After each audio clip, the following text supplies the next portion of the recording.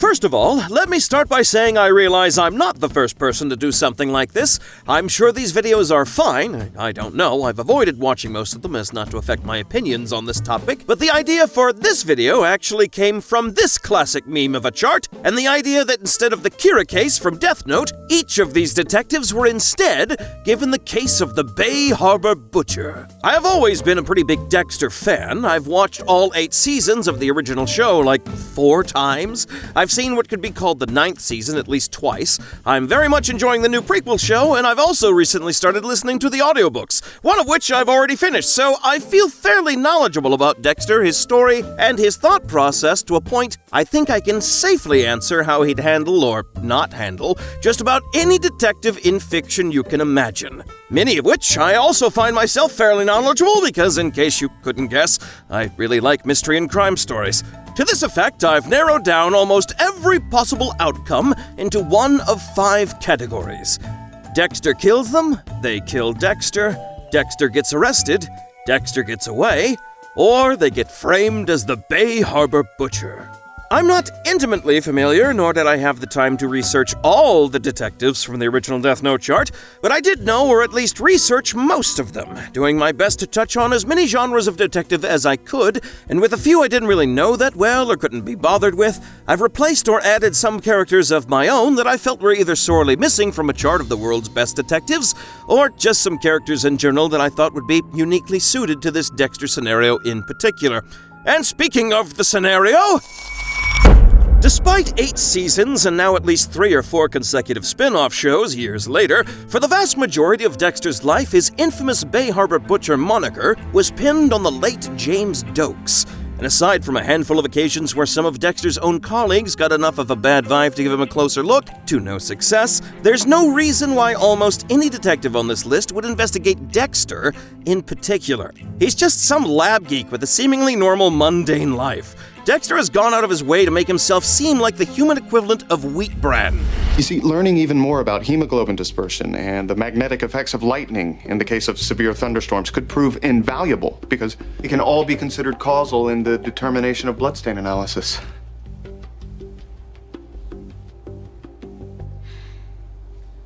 Oh. Is that it? The question is not can these detectives figure out if Dexter is the Bay Harbor Butcher, but rather can they figure out if the Bay Harbor Butcher is Dexter? That means we're going to take the inciting incident that kicks off Season 2, the offshore discovery of Dexter's victims before he learned to dump them in the Gulf Stream, as the driving force that will draw in each of the detectives on our list. The way things play out in Dexter's actual story is he had not 1 but 2 major detectives on him at the same time, FBI Special Investigator Frank Lundy and Sergeant of Homicide James Dokes. And these 2 guys breathing down his neck at the same time was almost too much for Dexter to handle. In fact, it kind of was too much for him to handle. Dexter got out of this one pretty much by dumb luck for the most part, so to be fair to Dexter, we're going to take both Lundy and Dokes out of the equation by replacing them with our other detectives. That means we'll be dealing with Season 2 Dexter, which also probably happens to be Dexter at his least vulnerable state. Dexter's emotions are still very much underdeveloped at this stage, and he hasn't even had Harrison yet. Even Rita at this point is just barely becoming more than a prop for his cover life, so without children to take care of, a wife to maintain, or enemies with a grudge, Dexter has more maneuverability as a killer than just about any other time in the series aside from the first season. Additionally, the only person who knows Dexter's real secret at this point, Rudy, is dead, and with Deborah still recovering from the trauma Rudy caused her in Season 1, and now with no Frank Lundy around to pull her out of her depression, Deborah is also out of the equation for this investigation. She's still investigating homicides, but she won't be on the task force to hunt the Bay Harbor Butcher like Lundy had assigned her. Season 2 Dexter obviously has some advantages in the detection department, but he also has some disadvantages. At this point in time, Dexter strictly adheres to the code, and so far he has made 0 mistakes or exceptions in following it. This means he cannot target the investigators on his trail for a kill, like he did LaQuerta, unless Dexter is absolutely certain they meet Harry's code. That said, he's not defenseless. Dexter can and still will kill in self-defense when necessary, but whenever possible, if the investigator doesn't meet the code, Dexter will prioritize diversion and evasion over conflict. Well, with the context of the scenario out of the way, the stage is now set to answer once and for all, Who can stop the Bay Harbor Butcher? Dick Gumshoe. Vince Masuka has solved more homicides than Dick Gumshoe. Lovable though he may be, Gumshoe is pretty much the epitome of incompetence. He can't even keep a crime scene secure from the defense attorneys that aren't supposed to be there, and beyond that, he does pretty much only whatever the prosecution tells him to do. And even then, half the time, his carelessness and buffoonery winds up blowing up in their face to the detriment of their case. Honestly, buying donuts every morning for the homicide department, like Dexter does every morning, would be enough to unironically make Dexter Gumshoe's favorite person. Gumshoe has a sweet tooth, and he can never act on it. Mainly because Edgeworth has effectively reduced his salary to appoint Gumshoe as an indentured slave for the state. So that box of donuts probably costs more than his annual income for the year. This simple kindness would make Dexter a god in Gumshoe's eyes. And for this reason alone, Gumshoe would never suspect him of any wrongdoing. Dexter gets away easily. Miles Edgeworth. There is no doubting Edgeworth has a formidable mind and an incredible intellect. He's a grand master of mind chess and one hell of an investigator. Edgeworth could be a significant obstacle to Dexter's life to a point I think Edgeworth's investigation and conclusions would mirror Lundy's. But there are a few disadvantages about Edgeworth's personality that, ultimately, would put Dexter just out of his reach. Simply put, Edgeworth has a superiority complex. He may be brilliant, but he doesn't have colleagues. He has subordinates. And if you question his authority, he'll either openly berate you for being an idiot, or he'll pull the strings to dock your salary. For this reason alone, he views people in the police department, like Gumshoe, as underlings or tools, which would firmly put Dexter in his blind spot. Even if Edgeworth used his own forensics expert, Emma Skye, Dexter is significantly more skilled and experienced in forensics than Emma Skye could ever dream of being. So it wouldn't be hard for Dexter to sabotage the evidence or set someone else up for the fall. After all, Edgeworth has a pretty rich history of arresting the wrong man. Dexter gets away. Wright and the Wright Anything Agency. The original detective chart only has Phoenix, but I'm including Apollo and Athena because it doesn't really matter which of the three attorneys of the Wright Anything Agency leads the case. It'll play out pretty much the exact same way. Unlike Edgeworth, who has to rely on logic and evidence alone, each of the three attorneys at the Wright Anything Agency have supernatural or super-technological bullshit to use that would immediately alert them to Dexter's untruthfulness. Athena has a necklace that detects emotions, of which Dexter has none, immediately alerting Athena to something unusual. Apollo has a bracelet that tightens when someone is lying, which means after a 5-minute conversation with Dexter, he'd probably have lost circulation in his entire hand. And Phoenix has a magic amulet that literally lets him see someone's lies as actual spiritual manifestations of locks only he can see and solve with evidence. One word from Dexter and Phoenix would immediately get flashbanged by like 20 locks in his vision. Are you the Bay Harbor Butcher? This is a major problem for Dexter. He basically won't be able to lie to them at all and get away with it, which is a pretty big deal for a guy that survives by literally lying to everyone in his life on a daily basis. Additionally, the Wright Anything Agency plays pretty fast and loose with how they collect evidence. Not unlike Dexter himself, they pick up and examine every little thing in every location they visit, and they have profoundly dumb luck in finding the damning evidence they need to solve their case. I honestly wouldn't put it past Trucy or Maya to just randomly fiddle with Dexter's air conditioner in his apartment and just happen upon the blood slides.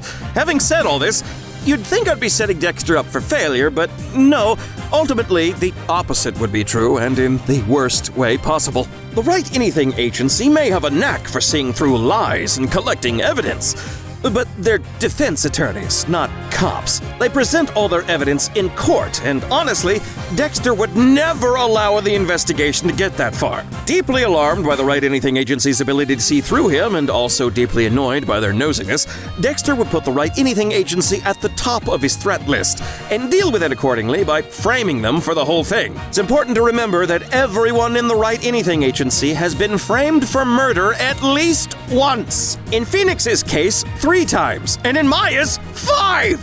Wright and his gang are pretty good at defending themselves against impossible odds, but Dexter can plant fingerprints on murder weapons, plant damning evidence, stage crime scenes, and falsify autopsy reports. Even the Wright Anything Agency can only do so much against that level of fake evidence. And ultimately, like Dokes, Phoenix Wright gets framed as the Bay Harbor Butcher. Officer Deckard and Officer K.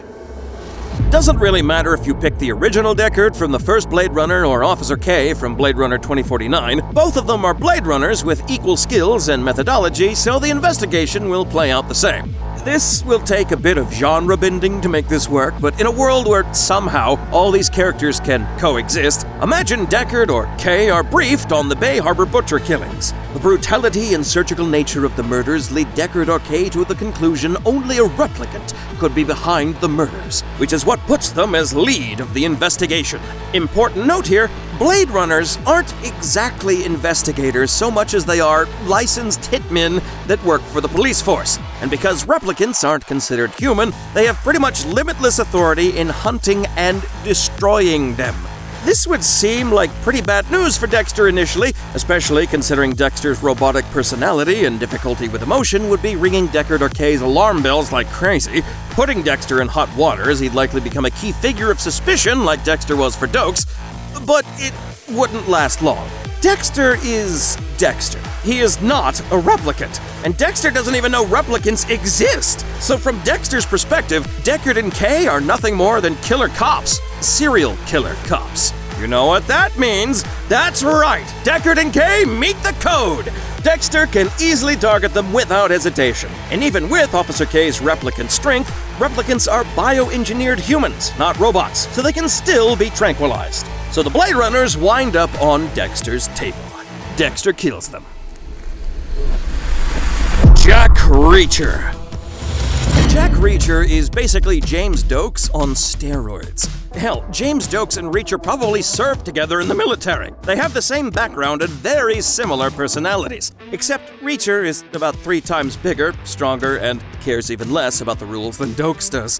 Whether it be Reacher acting as the investigation lead in his official capacity as a military policeman, or simply as a drifter following up on a string of missing persons in Miami, Reacher will eventually reach the same conclusion as Lundy that the Bay Harbor Butcher is most likely law enforcement. And once he starts poking around Miami Metro personnel, Reacher will immediately clock Dexter's uncanny, creepy vibe just like Dokes does. From there, Reacher's investigation pans out almost exactly like Dokes's, beat for beat. He follows him around, surprises Dexter and interrogates him when he least expects it, breaks into his apartment, probably finds the blood slides, and eventually catches Dexter red-handed. But that's where things completely change from the way the Dokes investigation panned out. I am fully aware Dexter is physically fit, strong, and an expert in jiu-jitsu, but Jack Reacher is a 6'5", 300-pound monster with hand-to-hand combat training and a career full of experienced manhandling special forces guys at bar fights. There is no way in hell Dexter's going to be able to overpower Reacher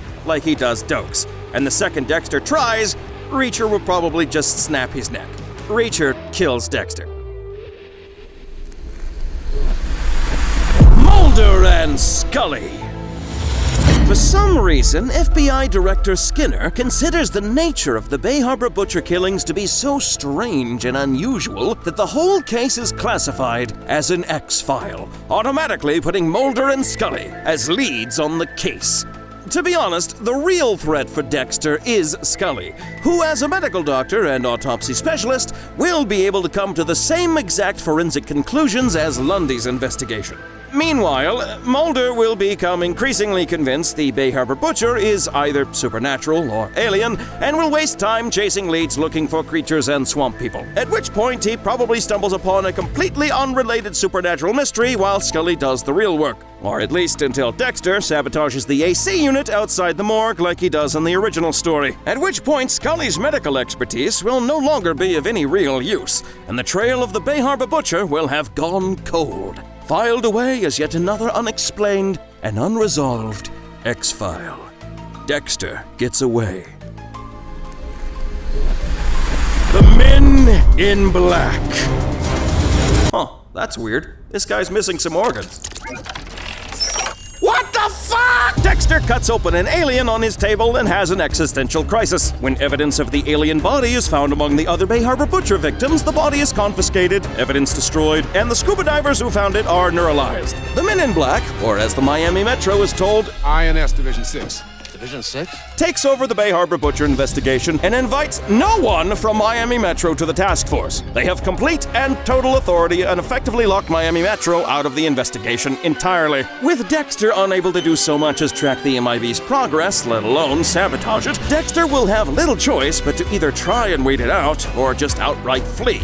And in either case, with the MIB's significant global authority and vastly superior advanced technology, finding Dexter is pretty much a cakewalk. And once they realize he's human and not alien, he gets immediately neuralized to the point he probably becomes a vegetable, and all the evidence to his normal human kills is collected and transferred to the relevant authorities. Dexter gets arrested. Steve and Blue. Steve and Blue both have the power to create and travel through interdimensional portals at will. And additionally, they can talk to inanimate objects like normal people. This is both terrifying and very bad news for Dexter. That means that Steve and Blue both will be impossible for Dexter to track or capture, because at any moment they can jump into a photo or a children's drawing and be wafted off instantaneously to another time and space in the universe where Dexter cannot follow. Additionally, Steve and Blue's ability to talk to objects poses a major problem, as any single object in his workplace, apartment, boat, or kill room could be a potential witness that can tell Steve and Blue in detail exactly what Dexter has been up to. Having said that, though finding Dexter and discovering his real identity as the Bay Harbor Butcher will be easy for Steve and Blue, proving it is another thing. Though Steve is a very kind man, he is somewhat incompetent. He can't even find the keys in his jacket pocket without the assistance of others. And more oftentimes than not, blatantly obvious evidence is completely invisible to him unless Blue explicitly puts their blue paw print on it. The real brains behind the duo is Blue, who is a dog, which means anything Blue actually finds will have to be translated by Steve to the rest of Miami Metro. And Steve has credibility problems. Even though Steve can interrogate inanimate objects for information, it is very likely only Steve and Blue can actually hear and take part in these conversations. And this, in combination with public, prolonged conversations with his dog, as well as his lack of even rudimentary situational awareness and problem-solving, Miami Metro will, put simply, think Steve is absolutely insane. It's very unlikely anyone will issue a warrant based on Steve's written testimony of a talking butcher knife that was found by his hyper-intelligent blue dog. Dexter should be able to lean into this pretty easily, because if the cops already think Steve is crazy, it won't be much of a stretch of their imagination that he could be the Bay Harbor Butcher himself, or at least easily once Dexter plants a couple of blue paw prints at the crime scenes. Unfortunately, Steve and Blue lack both the evidence and the eloquence to defend themselves legally. But don't worry, they can just jump into a picture of Cuba or something, and they'll never be able to catch Steve and Blue, the Bay Harbor Butchers. Shaft! This is James Dokes. I'm not even kidding, this just is James Dokes. Everything plays out exactly the same as it did in the actual Dexter story, with one key difference. When Shaft finds Dexter loading body bags into his boat at the Estrada dock near the end, Shaft just shoots him. Dexter dies. Dirty Harry. Honestly, this is probably just Dexter's dad. Assuming neither one of them know that, however, this plays out exactly like Shaft. Everything happens exactly the same as it did in Season 2 of the show until the end, at which point Harry blasts Dexter with a hand cannon after saying some cool one-liner. Dexter dies. Nardwuar.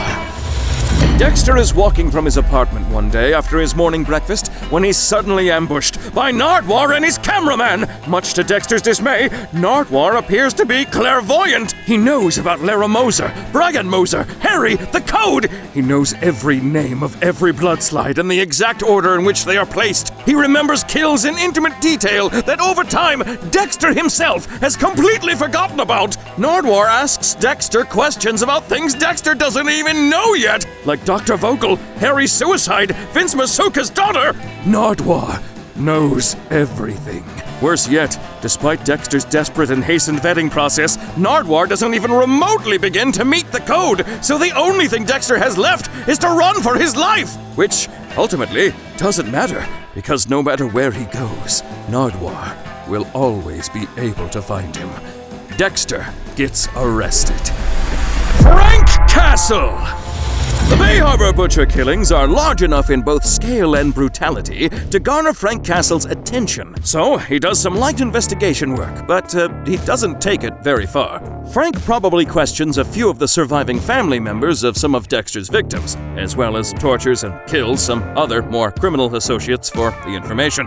But as soon as Frank Castle discovers that the pattern to Dexter's killings are all just murderers and serial killers, Frank Castle just drops the case. Maybe Frank investigates further into the Bay Harbor Butcher's identity, maybe not, but ultimately it's likely Frank sees Dexter as just taking out the trash, like he does. So it's likely Frank just drops the investigation before he's even on Dexter's radar. Moving on to grimier pastures that doesn't have its own local punisher. Dexter gets away.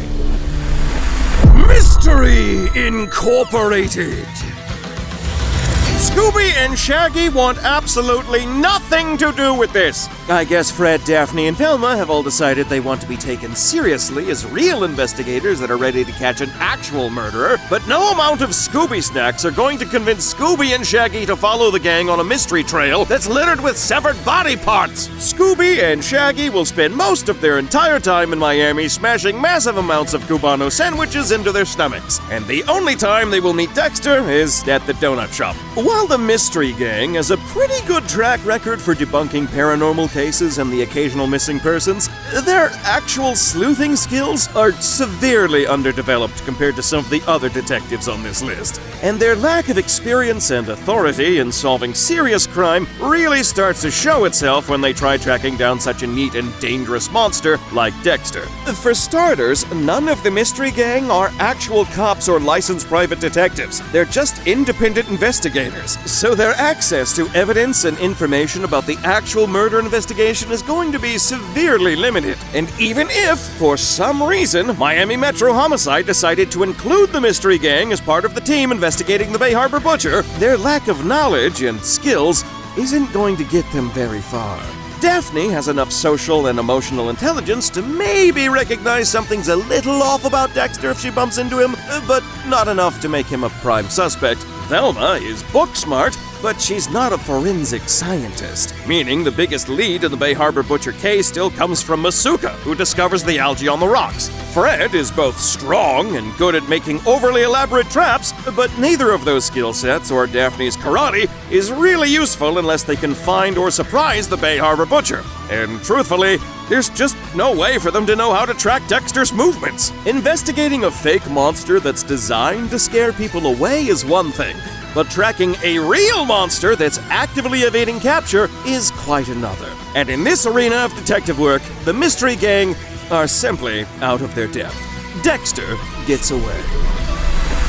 Detective Conan! Overwhelmed by the enormity of the Bay Harbor Butcher case, Miami Metro Homicide seeks outside counsel with their investigation from world-famous private detective Kagoro Mori. The reputation of the world's most famous sleeping detective precedes him, and Dexter is initially very nervous by Kagoro's appointment as lead of the Bay Harbor Butcher case. But after spending about 5 minutes with him, Dexter immediately realizes Kagoro is actually kind of an idiot. So Dexter just keeps a distant eye on him as he goes about his business as usual, which is really bad for Dexter because, as you know, Kagoro is just the patsy for the real detective, Conan Edogawa, the little boy in Kagoro's care, who's not really a little boy at all. It's kind of weird.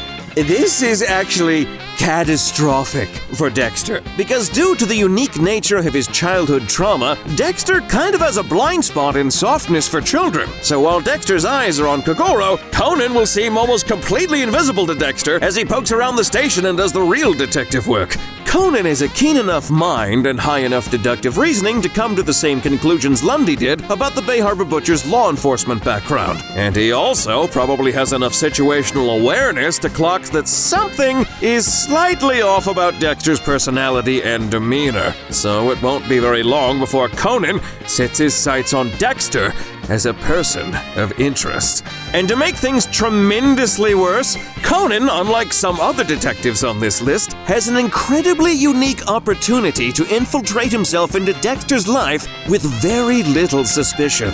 As a child under the care of a very busy and very famous traveling private detective, Conan, as a child, would naturally need friends to play with. And I don't think it would take very much effort on Conan's part to arrange a playdate with Aster and Cody, Rita's children. Conan simply has to wait or manufacture an opportunity to catch Dexter and Rita in public. And after some casual introductions and some small talk, it would be very easy for Conan to pull on Rita's heartstrings. I mean, Conan does look and sound like a child after all. And Rita is a very empathetic person. All he has to do is put on the lost innocent child act and say that he's been feeling kind of lonely in a strange and foreign city. And from that point onward, Conan will have firmly secured himself a place in close proximity to Dexter's life as Aster and Cody's new playmate. With Conan so close to Rita, he'll have plenty of opportunities to observe and collect evidence on Dexter. Hell, he may even be there at Rita's to witness Dexter knock out Paul on impulse. But even if he isn't, it will only be a matter of time before Conan has some degree of access to Dexter's apartment, where Conan's keen senses will find Dexter's butcher tools and blood slides.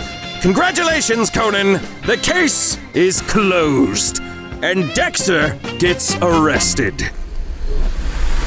And that, my dear viewers, is the end of part 1.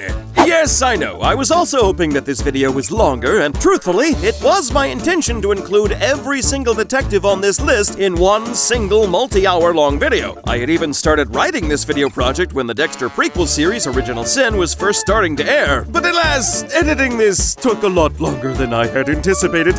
Largely in part because most of my time is actually spent editing videos on my other channel, which just passed 1 million subscribers, by the way. And I tend to spend most of my time over there editing an entirely different type and vibe of content, mainly comic dubs and memes. But this channel is where I post my passion projects and other fun ideas, among other things. So, if you want to find out how Dexter will fare against the other detectives on this list, or you just really vibe with my kind of content here, then please, I implore you, like, comment, and subscribe! And stay tuned for more content like this! And if you're feeling extra charitable, become a channel member or support me on Ko-Fi, which you can find in the description below. Truth be told, ads don't really play that much on the short-form content of my other channel, and frankly, the obscene amount of copyrighted content used in this video means I probably won't be able to monetize this, so any support you can provide that allows me to focus more time on videos like this would be most appreciated.